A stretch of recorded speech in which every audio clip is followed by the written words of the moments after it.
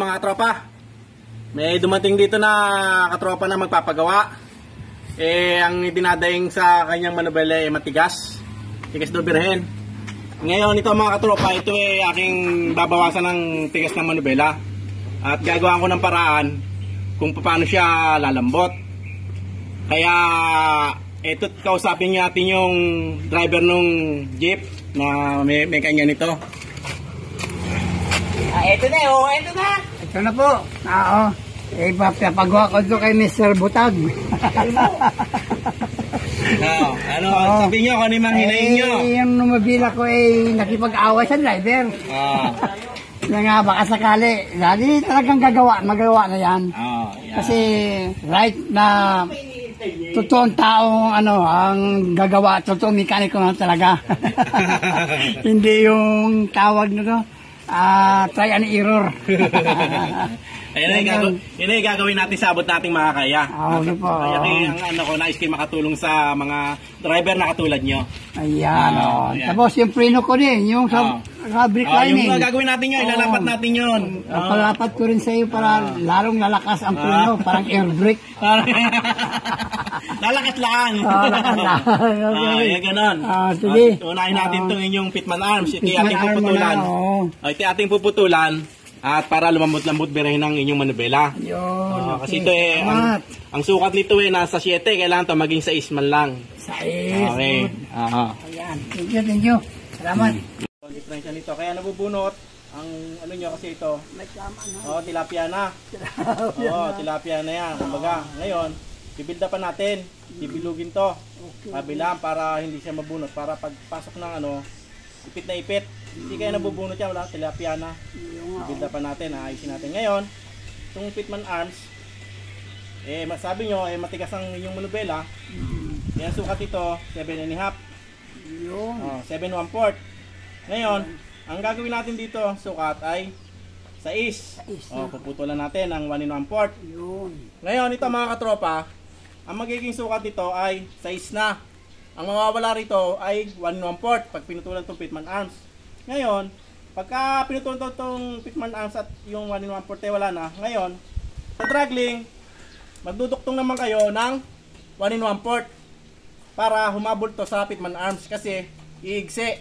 Kasi tataas ang pitman arms, iigsi ito, kaya lilit ang biyahe. Kaya kailangan, kung ano yung putol sa pitman arms na 1.1/4, ganon din ang iduduktong sa dragling. Ngayon, pag nagduktong naman ito, kailangan patulis yung dulo para pagka binildapan, solid ang welding. Dito naman sa pitman arms, ang putol naman ito ay B-shape. Naka B-shape to. Para pag winildingan, talagang puno siya ng welding. Kaya antayin niyo yung paggawa ko rito mamaya. Okay. Mga tropa, ito na yung pitman arms na aking pinutulan. Na ang ginawa ko ay para sa duktuhan ay B-shape. Matulis to. Tapos ito, naka-slide. Kasi, para pag winildingan, ito full weld. Pag pinagduktong na ganyan, ito po full weld. Pupunoy ng welding. Ito ay safe to, hindi ito yung delikado. Ito ay talagang safe to. Kasi naka-full weld to. Purong-puro ang welding nito. Ngayon mga katropa, ito yung pinutol ko na 1.1/4.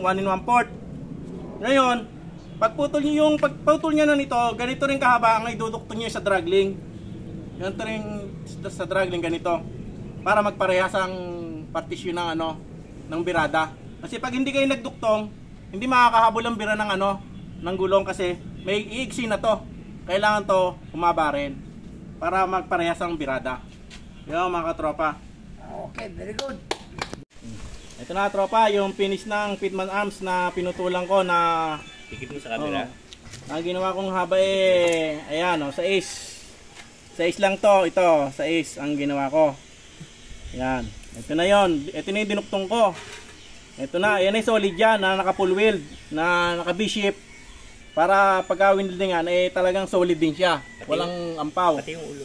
Itong ulo, ito, binildapan ko na yung ulo, ito, pinalaki ko na yung ulo, hindi na siya tilapia. Ito na, bilog na para hindi mabunot. Okay, good. Very good.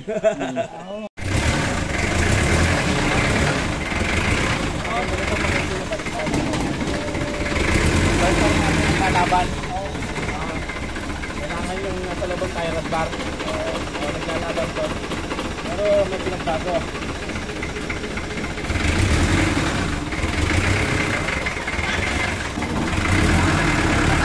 Pag nabalik sa naglalaban ng ano nyo. Bibili ako ng hindi.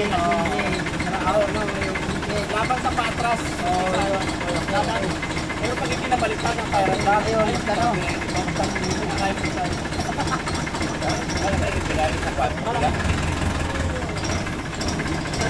Kuya, anong